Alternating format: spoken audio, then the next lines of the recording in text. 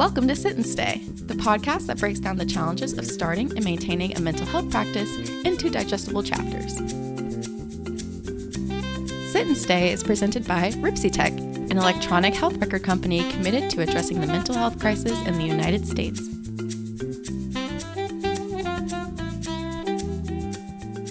Hello, and welcome back to the Sit and Stay podcast, the show where mental health providers learn to keep their practice healthy alongside their patients.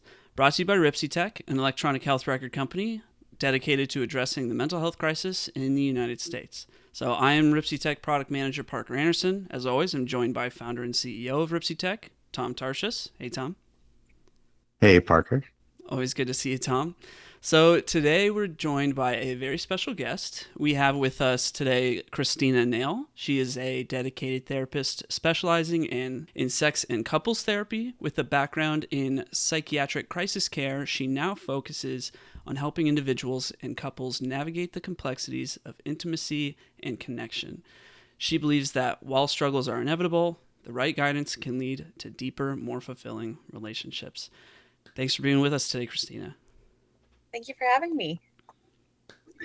Yeah, very cool. We're super excited to have Christina on for lots of reasons.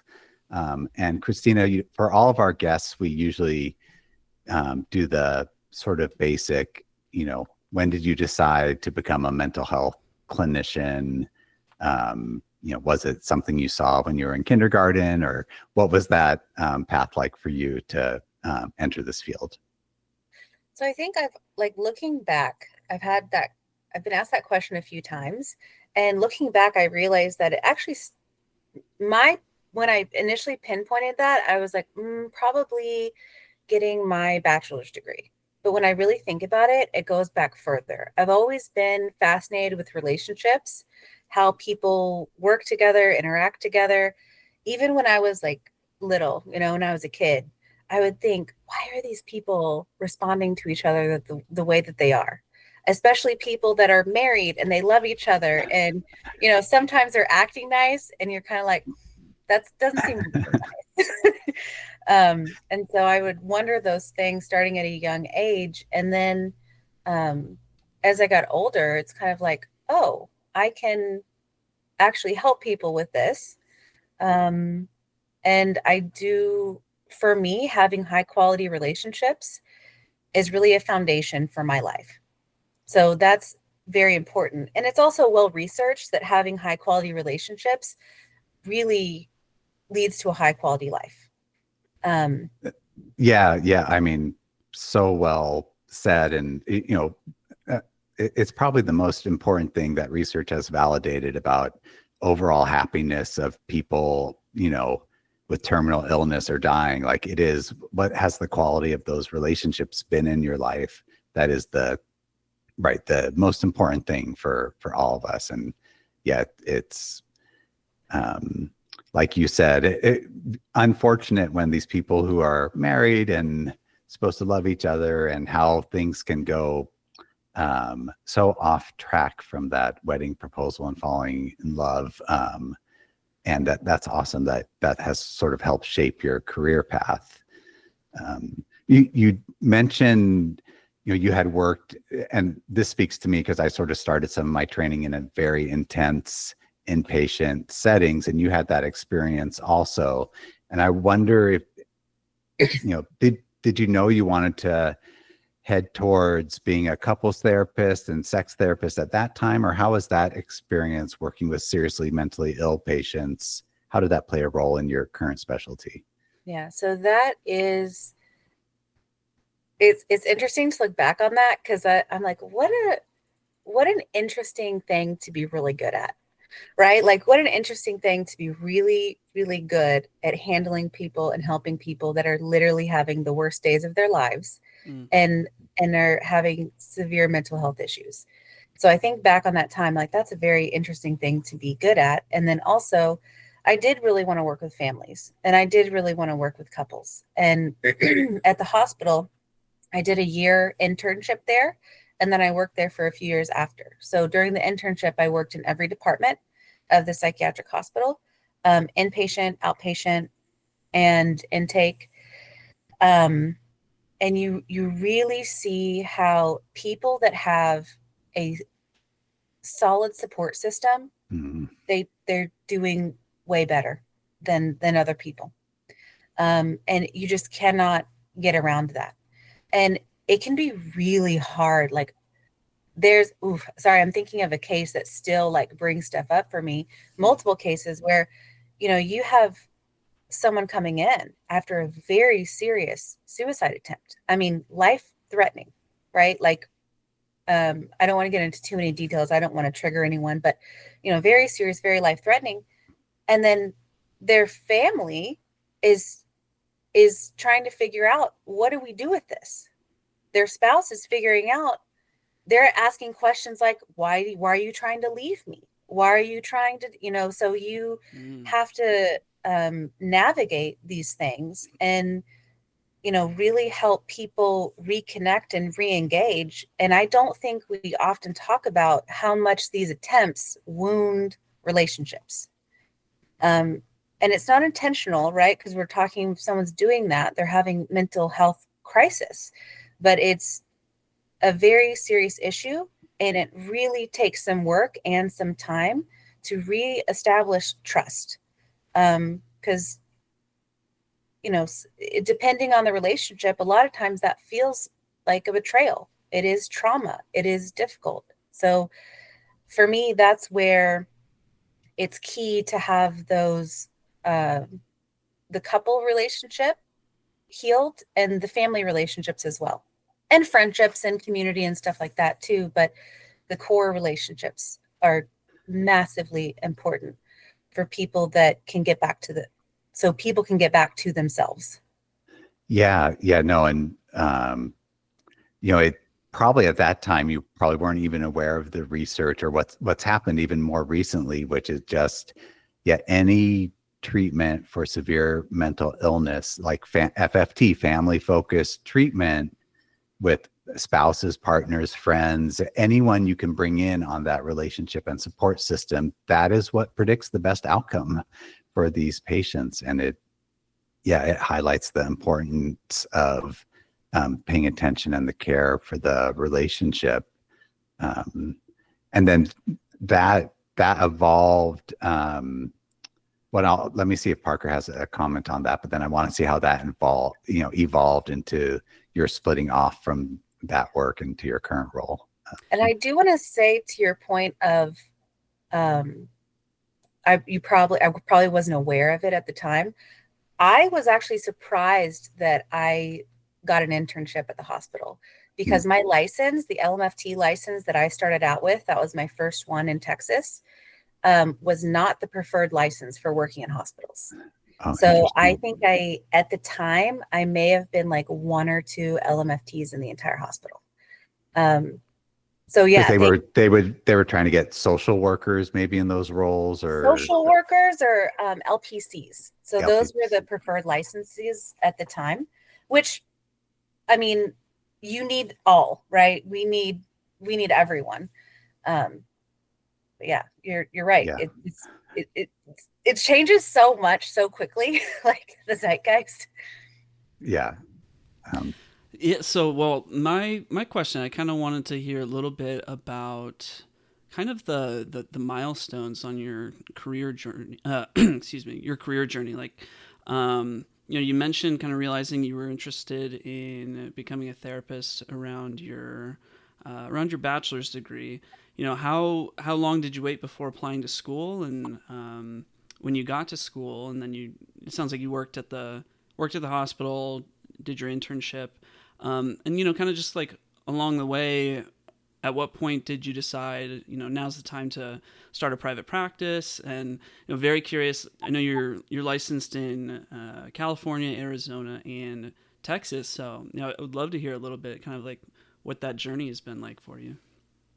Yeah. So in my undergraduate, well, I mean, I guess I can go back to, I started school at a community college. Same. So I started school at a community college, which I think was great. I also think it was great. Saved money, very flexible.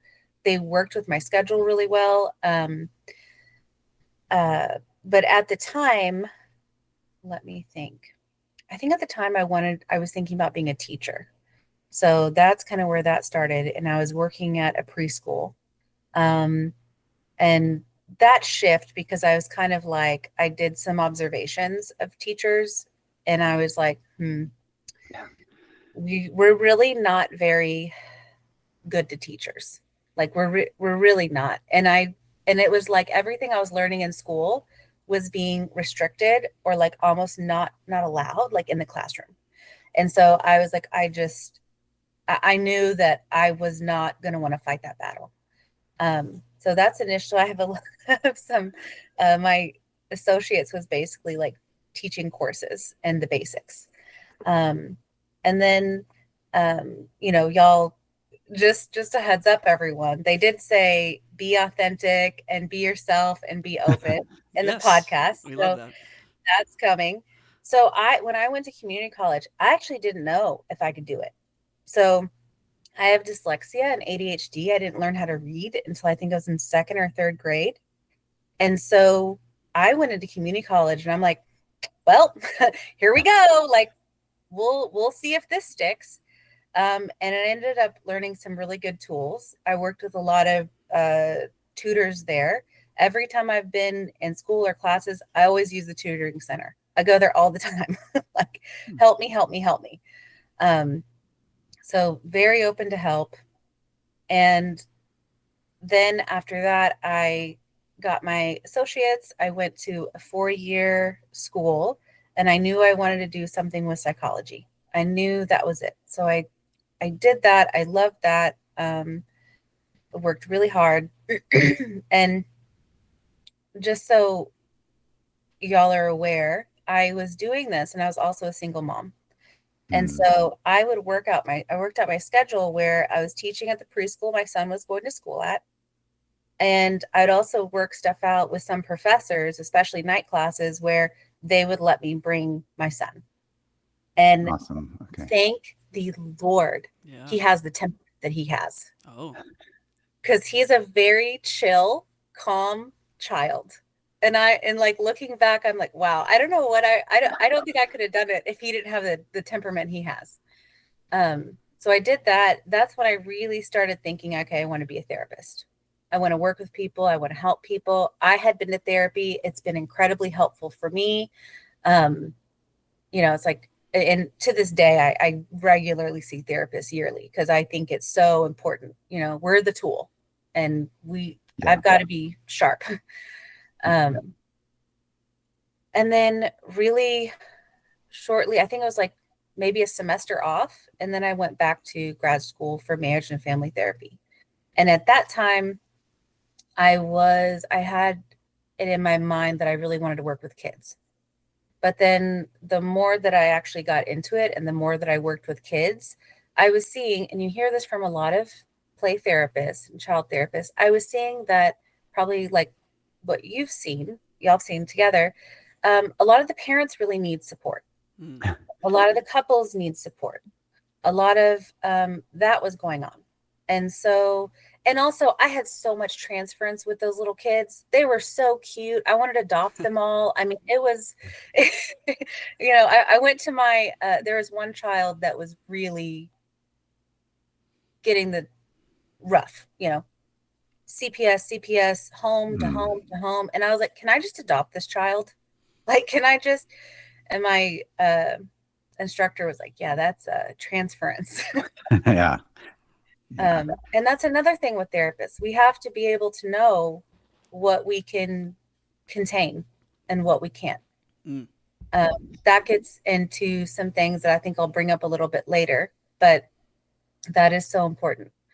And then after that, and to your point, Christina, you said a lot of parents need, it's more like 100% of parents and couple, and that's why our group, like, you're really not allowed to just, there's a certain age of teens where, the individual therapy is fine. But for really kids 12, 11 and under, like if you're not working with the parents, you're just not going to get the results and the benefits and the outcome. And it's, if, you could be the most amazing therapists with kids possible, but right, if the parents aren't addressing their issues, you're not going to make much gains with the kids. And so it's great to hear you say that. And you're probably helping more kids by doing your couples and parent work than you would be if you were just doing individual therapy with kids.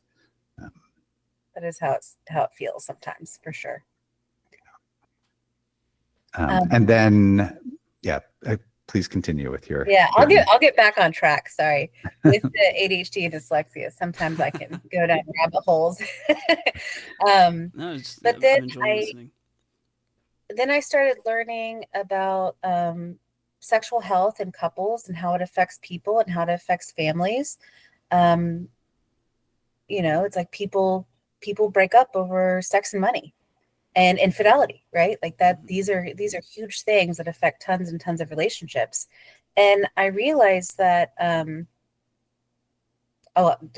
learned that in Texas at that time, it was not required for marriage and family therapists to get training in sexual health. And I thought, whoa, what an oversight. What an oversight. And that's when I was like, I'm specializing in this. I am doing this. Because that was just, it still blows my mind to think about it. Like, it's just, how is this possible? Well, and you had to take a lot of initiative, and you've done a lot of extra training, not required to get your license, like to I'm sure develop the skills. But I am curious, like, for all the different training courses you've done, has that been worth it? What's been your experience with doing those programs? I would say those have been worth it. So a lot of people don't realize this with therapists. So when I got my LMFT license, I have an associate license for about 18 months, if you can get the amount of hours done. But I'm meeting with someone weekly. I'm continuing education. And then after I was done with that, I got my LPC license. And again, I have another 18 months of supervision, of education, additional college, like master's level courses. And then I think it was 2009. You don't need to know the dates. But then a couple years later, I was like, okay, I really need to get certified as a sex therapist. And the training for that is very, very intense. It's very time intensive. It's very emotionally intensive. I did mine at the University of Michigan. So essentially it's a year-long postgraduate program. And I was supposed to graduate. I did graduate. I graduated in 2020, but I couldn't go to the graduation ceremony because of COVID. Mm-hmm. So very intense, very emotional, because what I would say one of the biggest issues for therapists that don't have a lot of training in sexual health is what we are going to naturally do is base what we think is what the client should do sexually off of what our ideas about sexual health are. And so a lot of, I would say, the first few weekends, because it's a distance program, so we went up there like maybe once or twice a month. The first few weekends are, you have to face yourself. You have to look at the sexual programming that you've had. You have to look at what you've been taught that it actually isn't real. You need to look at your morals and expectations around sex and realize that other people have very, very different ideas. And it's not wrong or it's not right. It's just different.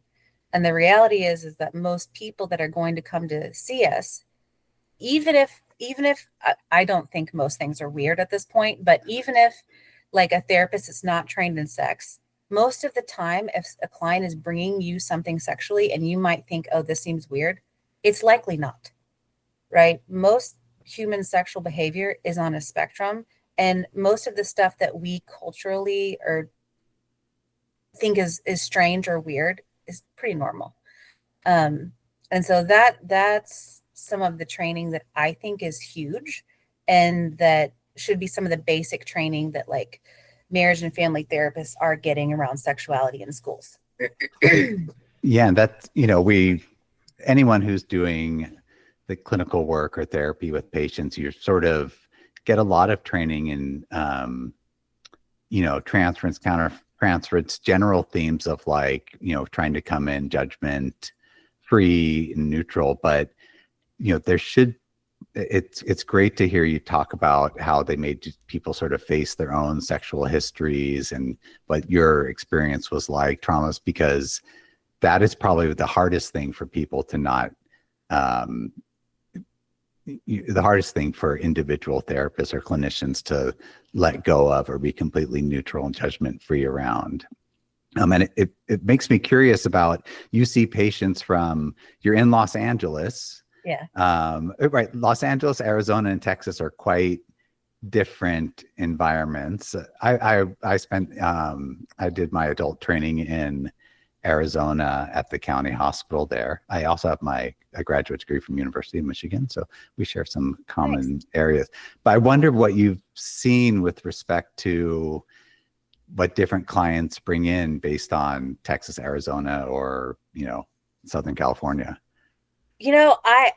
I'm gonna probably not be able to speak to that as much as you'd like, and I say that because a lot of my clients in LA search me out, like choose me because I'm from Texas, and they have these ideas about how I'm gonna be or how I'm gonna present based on being from Texas.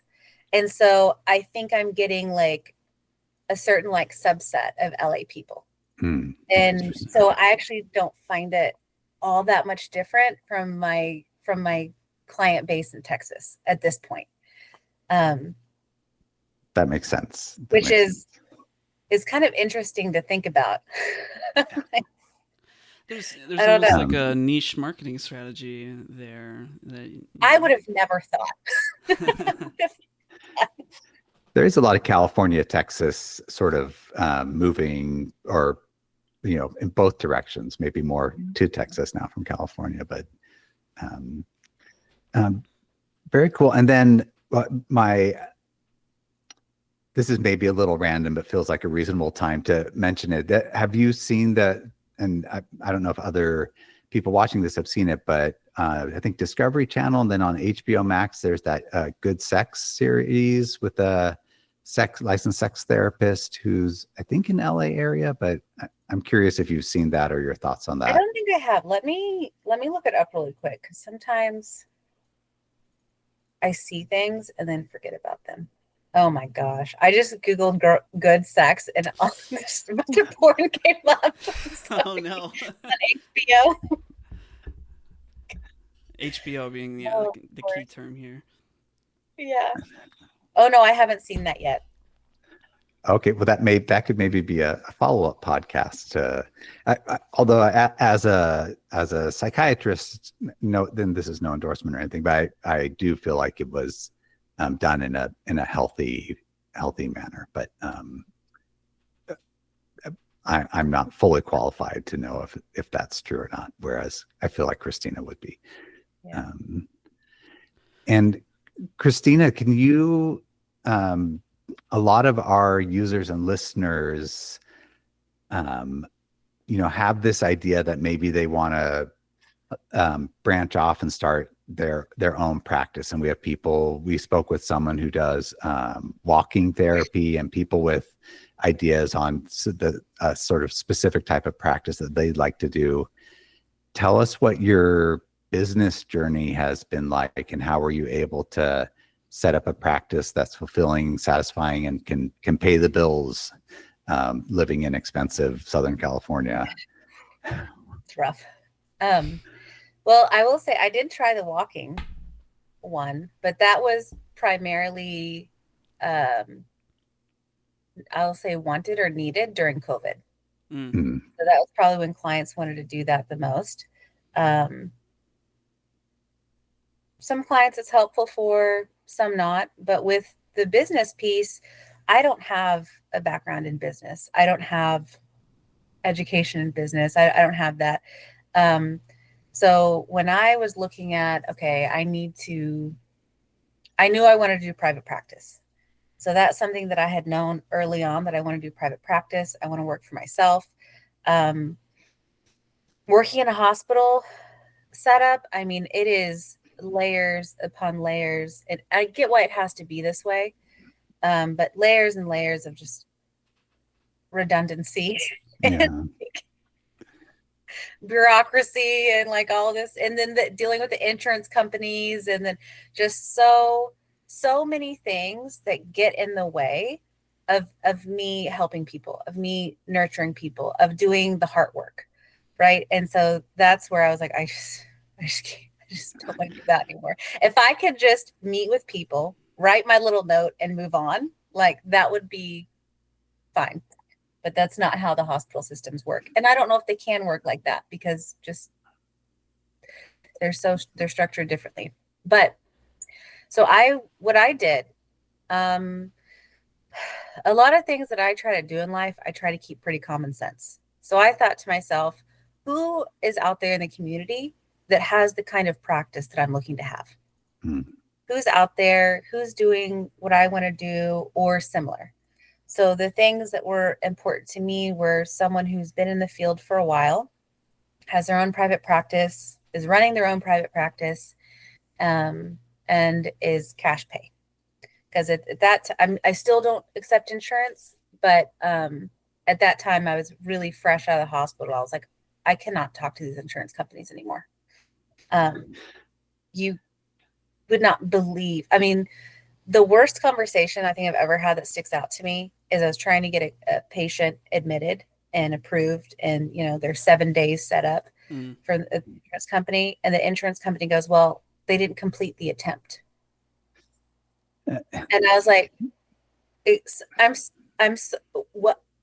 I didn't even know what to say. I just hung up. I just hung up, and I said, we'll try again later.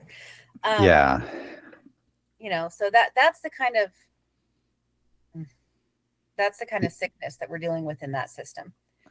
And so Christina, you actually, because you were in a hospital bureaucratic setting, you were exposed to like what it's like to speak to insurance companies or get authorization, or I think at our hospital we wanted to change a form to like look a little better, and after like how many more committees or you sort of just give up a lot of the time because but a lot of people in this field don't get that necessarily exposure while they're still in training. But yeah, so you had those unpleasant bureaucracy and insurance nightmares while you were very early in your career, which probably played a role in helping define how you wanted to run your practice. It really did. So it helped inform me on how I wanted to start out.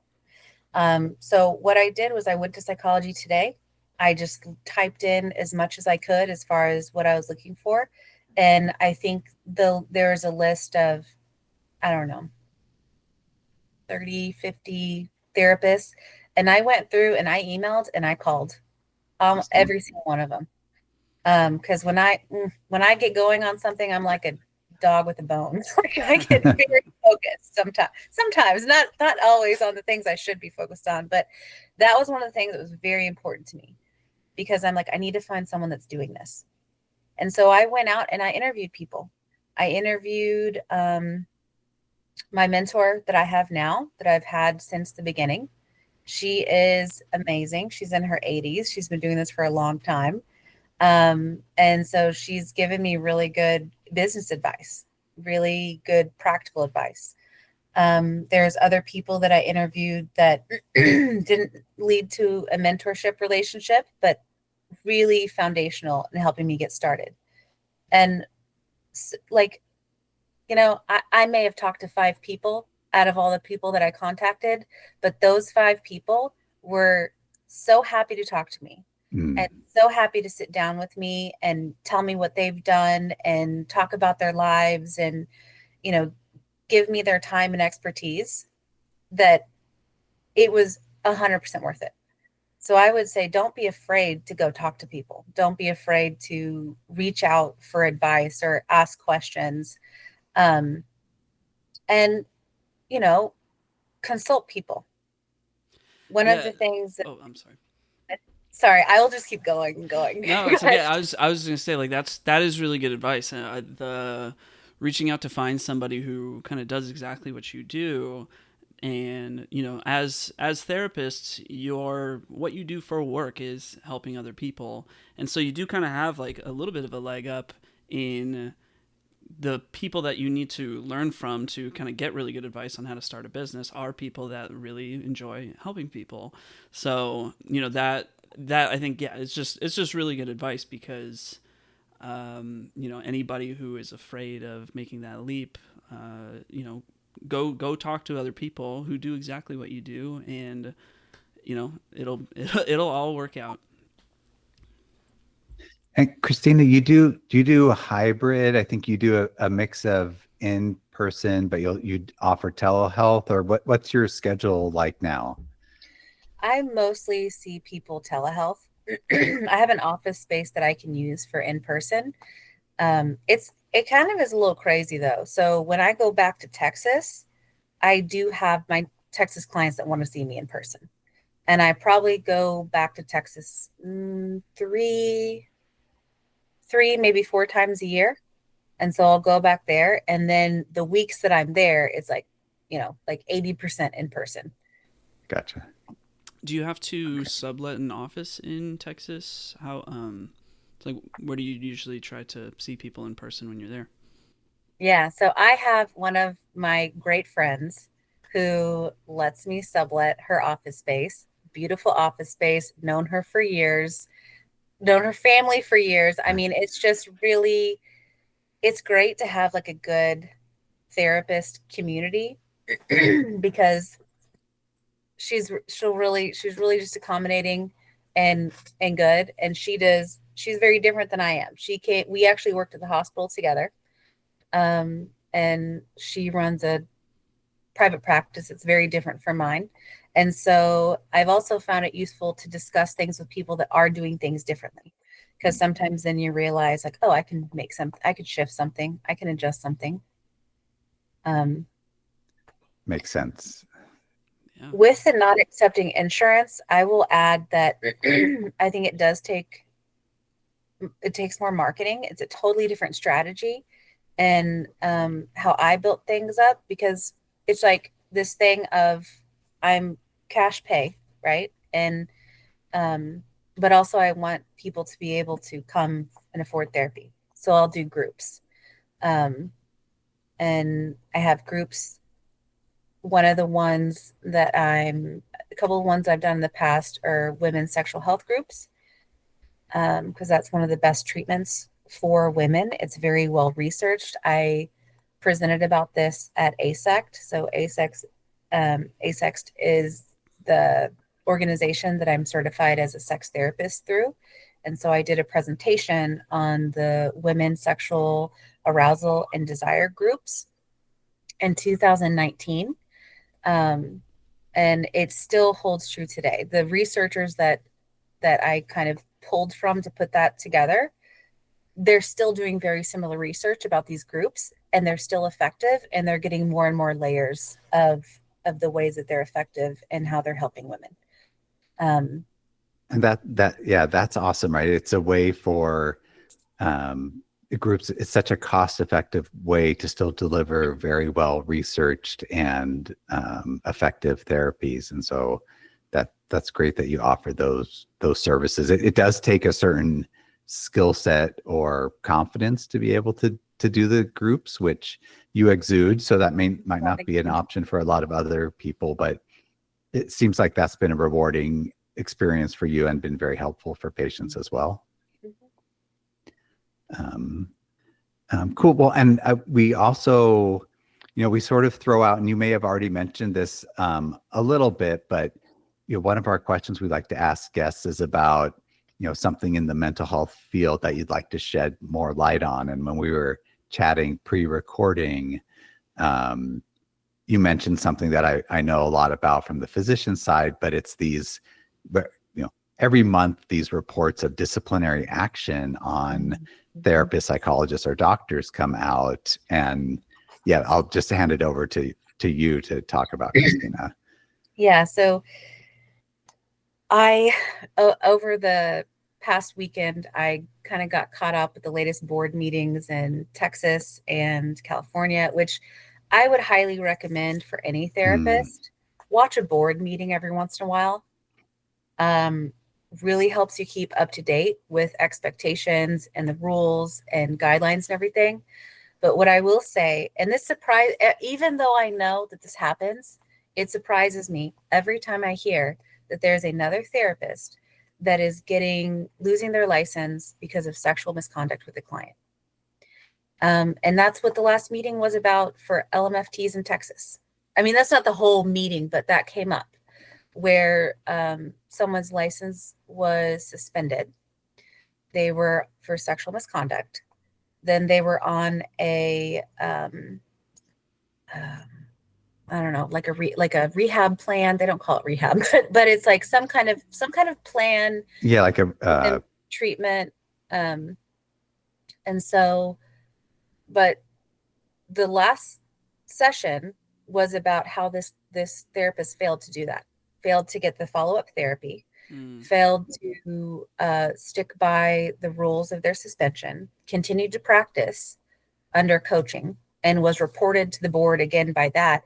And so it's not a good situation. And a lot of times in school, and I know that you've probably had similar education around boundaries with clients and sexual misconduct.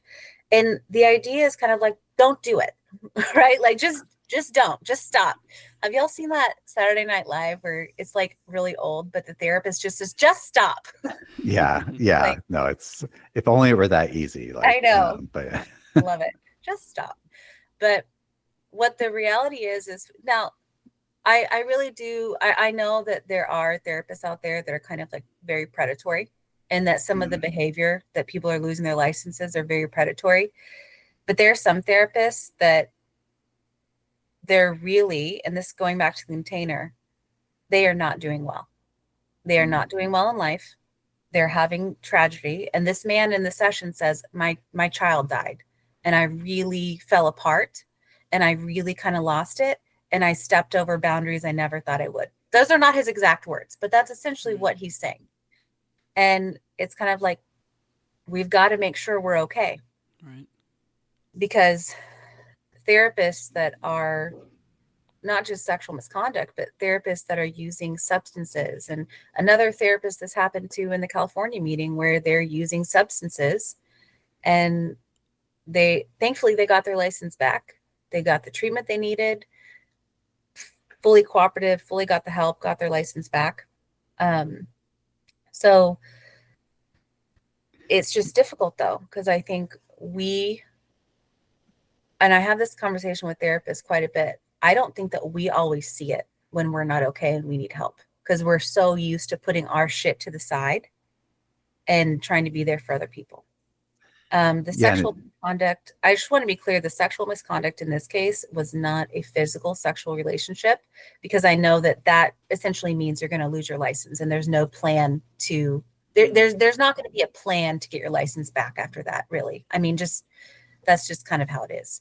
This was an inappropriate messaging, pictures, stuff like that, which is still inappropriate.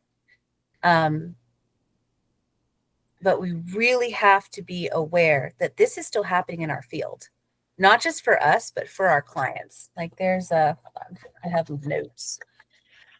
There's something that I found from California. Therapy never includes sexual behavior. And it's a whole little packet about therapy never includes sexual behavior.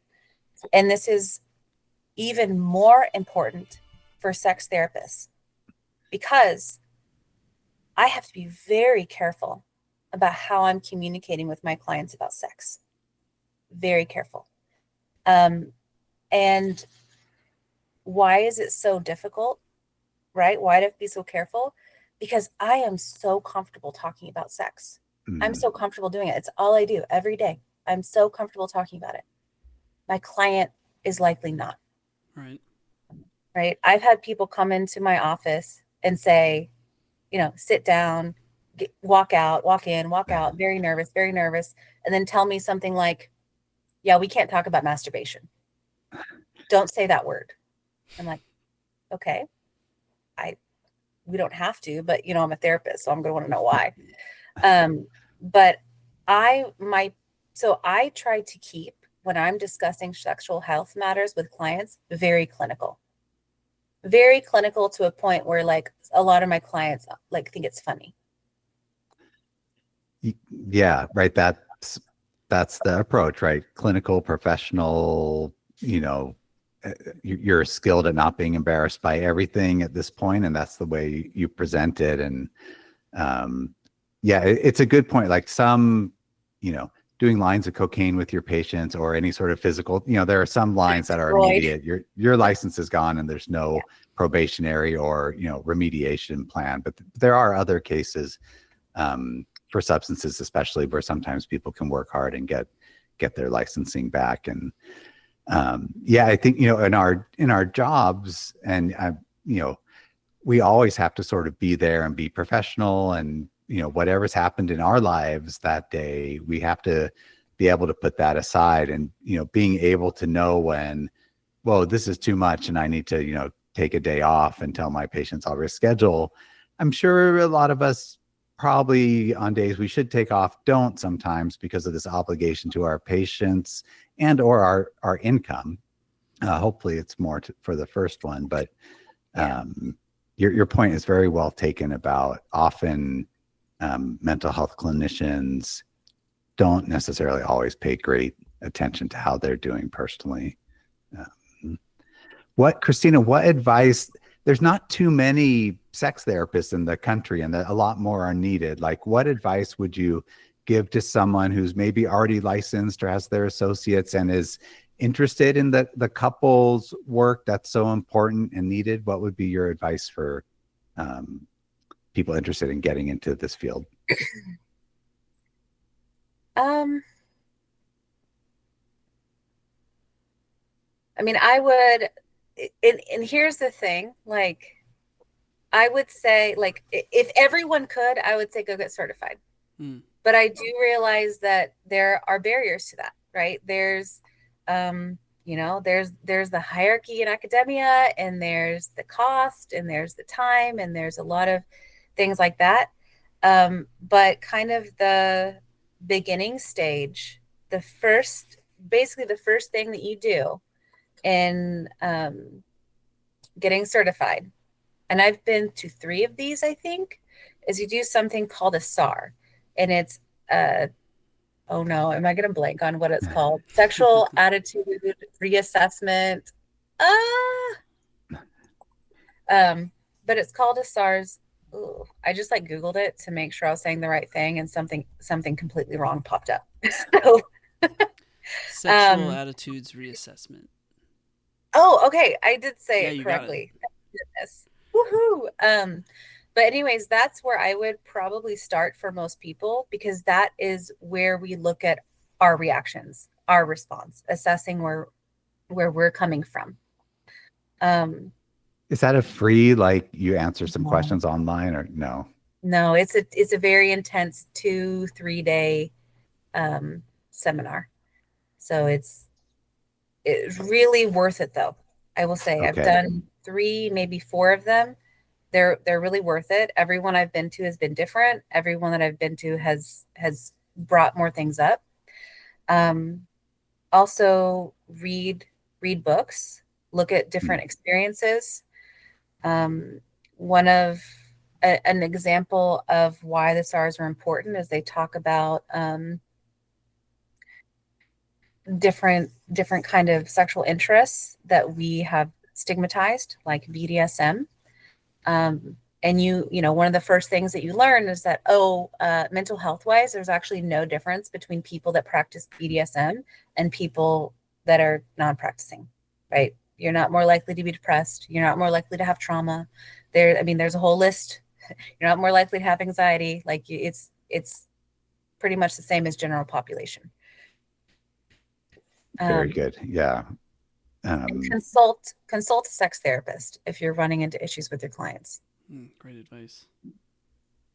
Yeah. Make sure you actually can handle the work is a great first step in getting that exposure. And definitely sounds like perfect advice. Well, being Parker, mindful oh yeah, I was going to go ahead, Tom. hand it over to you, Parker. Okay. Yeah, no, go ahead, sir. I was, just thinking about being mindful of the time. I was wondering, Christina, I know your website is christinanail.com. Is there anything that you'd like to kind of tell your audience about, any things that you've got going on, or, anything that you'd like to promote for yourself? Thank you. Yeah, kind of. So there's a few things in the work for 2025. Two of the ones, and these are really important to me, I have 2 women's groups that I'm hoping to start the next phase of. Usually with my groups, I look at starting them to be about 6 to 8 weeks long, and then I let the group decide if they feel like they want to continue or not. The first group is the one I mentioned earlier, and that's the 6 weeks women's sexual health group, and the other one is a women's trauma group. And those have been very important to me and a lot of people that I've worked with. There's not as many options that I'd like to see out there for women to have that kind of treatment. And the other thing is I'm looking at doing a couples workshop weekend or retreat, still in the works, very, very early in the process, but it's very much focused on looking at sexual connection as a healing modality for couples. I love it. Yes. In our practice, I have about 40 couples I could refer to that retreat. So very good. And Christina, do you do your groups via telehealth or in person? I really would like to have some in person, but right now telehealth is just what works for people. Yeah, I agree. Access is easier that way. Okay. Before COVID, most all my groups were in person. After COVID, they've all been online. Yeah. Very exciting. Another thing that I will add, and this is not me promoting me, but a service that is invaluable to women that have had a history of childhood abuse. It's a nonprofit called Cypria, and I do some education work with them, like what they offer. And this is important for everyone. I think honestly, out of everything I've said today, this might be the most important thing. and that is because what this group offers is a free 4-day retreat where it's, have you heard of this before? I haven't, but okay. Yeah, it sounds very good. Free 4-day retreat. Bessel van der Kolk helped design the program. Other experts have come in that are, I can't remember who, but similar to his level, have come in and helped design the program. And it is like all you have to do is pay for your flight. From the moment you arrive to the airport till the moment you get back to the airport, you are taken care of by this organization. They have a private chef. They have housing. They have a nurse there. They have a doctor. They have everything that you could possibly need. They have, it's like, oh, I need magnesium to sleep. Great, here. Oh, you need omega-3? Here. Like whatever. You need a special diet? Okay, you've got it. And they 100% take care of you so that you can focus on health, healing, recovery for 4 days. That's it's amazing. A very intense program. And I will say that not only is it free, but it is one of the best that I've ever seen. Yeah, I gave it a Google search, and I'm looking at their website. It's saprea.org. That's SAPREA. If the listener would like to look that up, and it looks incredible. It is. Okay, well, Tom, any kind of final questions you would like to send Christina's way before we wrap things up?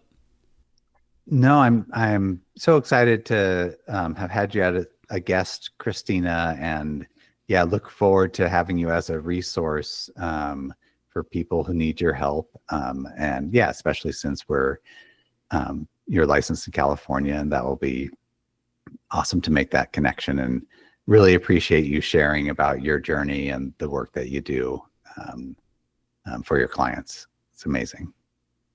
Thank you for having me. It's been great talking to y'all. Likewise. All right. Well, thank you for tuning into this week's episode of the Sit and Stay podcast, brought to you by RipsyTech.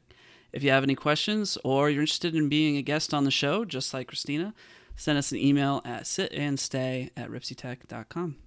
All right, Tom, I will see you actually in an hour for a separate meeting we have. And Christina, I hope to stay in touch. Yeah, me too. It's good to get to know you a little bit.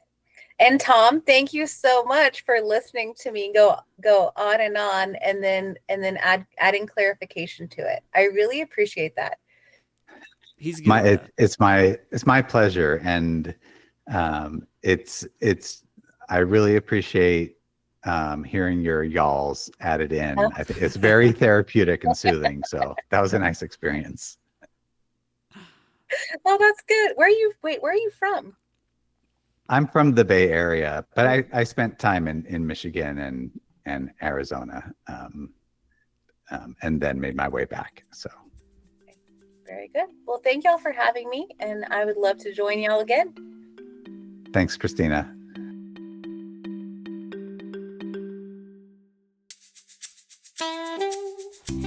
Thank you for tuning in to this week's episode of the Sit and Stay podcast. Until we meet again, we invite you to sit and stay with the ideas and stories shared today. Dive deeper into how RipsyTech can support your practice by visiting us at RipsyTech.com.